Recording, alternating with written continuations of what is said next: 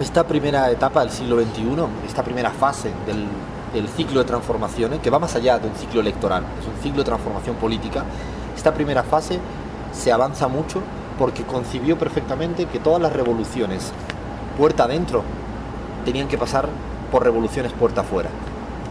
¿Qué quiero decir con esto? Que una revolución en Venezuela necesitaba de una revolución en América Latina, que la revolución de Bolivia necesitaba de la revolución en América Latina. Las transformaciones internas pasan por transformaciones externas, supranacionales, regionales e internacionales. Y a partir de ahí es cuando uno tiene que entender cómo han aparecido, emergido todas estas organizaciones regionales con fuerte peso, desde el ALBA, desde el ALBA frente al ALCA, el CELAC frente a la OEA, la UNASUR frente al FMI. Podríamos ir haciendo ejemplos y contraejemplos constantemente frente al patio trasero de los Estados Unidos que siempre supuso Centroamérica para ellos, Petrocaribe. Uno puede observar como que hay una réplica en propositivo en la región. Esta construcción de anillos de seguridad de la región latinoamericana, de esta concepción de entender el sur desde el sur para el sur con el sur, un poco como Chávez siempre apelaba, buscando en los textos de los desafíos para el sur del presidente Nyerere africano, que él dijo, no, tenemos que reubicar el sur en el mundo. Y la reubicación no solo se hace en lo simbólico, que es importante, sino también con la construcción de instituciones. Ahora esa es la primera fase, que ha forjado capacidad de reacción frente a cualquier tipo de injerencia. Los golpes de estados intentados en Venezuela, en Bolivia, en Ecuador, en Paraguay, en Honduras, siempre hubo una reacción de todos los organismos de la región latinoamericana frente a eso. Ahora bien, como bien preguntas, estamos, yo creo, en la segunda fase de este ciclo de transformaciones y hay que repensar cómo ordenar justamente esta nueva arquitectura supranacional, porque en la primera fase emergen todos, van naciendo, surgen, están ahí. Mercosur se reformula con una orientación más en lo social, en lo humano. El ALBA nace en un año en la cual no existían los BRICS con la potencia que están hoy. La Alianza del Pacífico no existía en un inicio y ha surgido como contrapropuesta hegemónica neoliberal en este periodo. Uno observa cómo estamos en esta segunda fase y ahí están los desafíos estratégicos. Primero, yo creo que es ordenar virtuosamente, como saber bien para qué cada institución. Tenemos que evitar a veces que haya una inflación integracional que sea contraproducente. No puede ser que UNASUR, CELAC, Mercosur, ALBA a veces tengan que responder las 5 instituciones a un mismo hecho por canales distintos, porque no tiene tanta importancia eso, sino tendría mucha más importancia si constituyes a CELAC y UNASUR como órganos políticos supranacionales que tienen que responder fuertemente a, por ejemplo, el decreto ejecutivo de los Estados Unidos. Pero además en materia económica, ahora, hoy en día, en esta segunda fase, es determinante dar pasos agigantados. Los desafíos son clarísimos. Es cada vez más importante tener, por ejemplo, patrones de reservas en recursos naturales con capacidad de reaccionar a cualquier tipo de injerencia de sus armas de destrucción masivas, que son las económicas. Es importante tener capacidad de hacer una cesta de recursos naturales, de petróleo, de gas, de agua, que tengamos la capacidad que no le vamos a dar la hegemonía al dólar que tiene a nivel internacional. Hoy en día todavía, aunque va en decadencia, pero que sí la sigue teniendo, ¿por qué no crear una cesta de recursos naturales certificadas como reservas en la región latinoamericana? ¿Por qué no crear una agencia de calificación de riesgo en UNASUR o en la CELAC para independizarnos de Fitch, Moody's and Standard & Poor's? O, por ejemplo, ¿por qué no seguir avanzando? Y yo creo que hay que acelerar el proceso de creación de un árbitro regional acá en UNASUR que no le diga no al CIADI del Banco Mundial. Son verdaderamente elementos que tienen que ir avanzando en materia económica, o por ejemplo la cuestión productiva, a la cual hoy en día se apelan casi todos los lugares. Es importante pensar que las cadenas nuevas globales de valor, esto que denominan los autores la fragmentación geográfica de la producción mundial, que hoy en día la muñequita Barbie ya viene de 25 países distintos, eso lo inventó el neoliberalismo porque intentaba justamente evitar producir en casa todo. Le era mucho más rentable porque no tenía que pelearse con trabajadores adentro, en los Estados Unidos ni en Alemania. Deslocalizó la producción mundial. Pero esta deslocalización de la producción mundial, que al final lo que hizo es incluso tambalear su hegemonía, porque aparece China, aparece Brasil, aparece Rusia, con nuevos protagonismos en estas cadenas globales de valor productivo, es justamente donde la región latinoamericana tiene un gran desafío. ¿Cómo se inserta de la manera más eficaz, eficiente, pero también no neoliberal y no capitalista en estas cadenas globales de valor? ¿Cómo hace que Venezuela, Bolivia, Ecuador se acaben complementariando en términos productivos?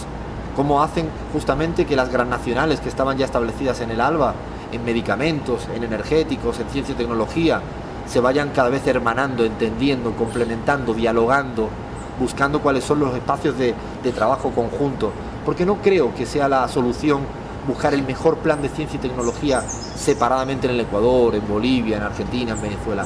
Así, justamente Chávez enseñó algo muy importante.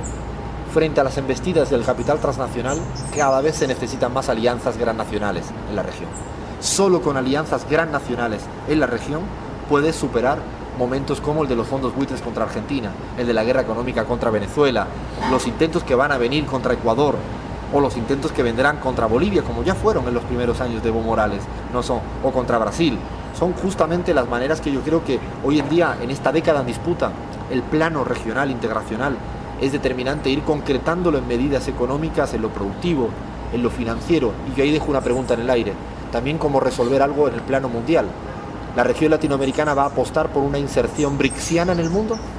¿O va a apostar todavía por la inserción bolivariana en el mundo?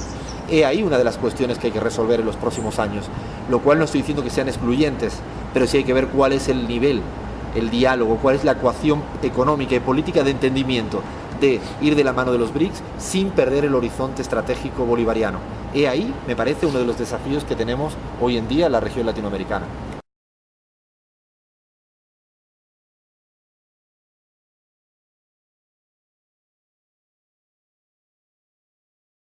En España, frente a ese momento donde otra vez el capitalismo vuelve a mostrar sus fallas, cristaliza esas fallas,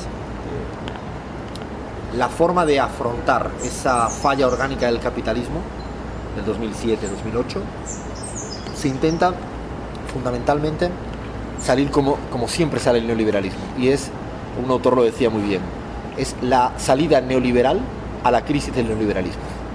Frente a una crisis del propio neoliberalismo, sobredosis de neoliberalismo. Es una cosa muy, muy interesante, porque hasta este momento yo creo que el neoliberalismo era como un poco, tenía una cierta trastorno bipolar, dicen los psicólogos, ¿no? Era un poco esquizofrénico. ¿Por qué? Porque aconsejaba afuera lo que no hacía adentro. Ellos cuidaban tener un mínimo estado del bienestar en Europa, lo cuidaron. Un estado del bienestar que siempre pacta con el capital, pero un estado del bienestar. Dentro del capitalismo supo, desde Bismarck en Alemania, desde el final del siglo XIX, hasta los años 80, 90 en Europa, en España, había un estado del bienestar. El estado del bienestar que tiene que pedir permiso al capital, porque esos son los estados del bienestar. Por eso yo digo que en Venezuela lo que hay es un estado de las misiones, que no es el estado del bienestar. ¿Por qué? Porque no pide permiso al capital. El estado de las misiones en Venezuela es algo sui generis, que no le pide permiso a nadie. Pide permiso, solo responde a su pueblo. En España no, hay un estado del bienestar. Un estado del bienestar importante. Ahora bien, cuando el capital cae su tasa de ganancia, justamente como tienes que pedir permiso, cuando cae la tasa de ganancia, tiene un contagio sobre el estado del bienestar. Y como diría Stiglitz, pasamos del estado del bienestar al estado del malestar. Se va empleando en España, en Europa, el estado del bienestar. Y empiezan los eufemismos, políticas de austeridad, de ajuste, todas esas palabras que nos engañan para decir que es la mayoría social la que se tiene que empobrecer para soportar la crisis. De hecho, Angela Merkel utilizaba un término muy interesante para estudiar. Es que España y buena parte de Europa vivía por encima de sus posibilidades. No vivían por encima de sus posibilidades el dueño de Deutsche Bank, Florentino Pérez, que ha ganado no sé cuántos millones, ayer salió el dato, no sé cuántos millones de euros en salario anual, 2014. Estos no vivían por encima de las posibilidades. Vivían por encima de las posibilidades una mayoría social que tenía derecho a tener una casita y a hacer turismo. Y a ir a comer fuera 2-3 veces más de lo que lo hacía anteriormente. Eso para Angela Merkel era el verdadero problema de la crisis en España, en Grecia, en Italia, en Portugal. Claro, cuando tú planteas como paradigma que están por encima de sus posibilidades, lo que haces directamente es que la solución es que vivan por debajo de sus posibilidades. Y así empieza la cuestión del austericidio.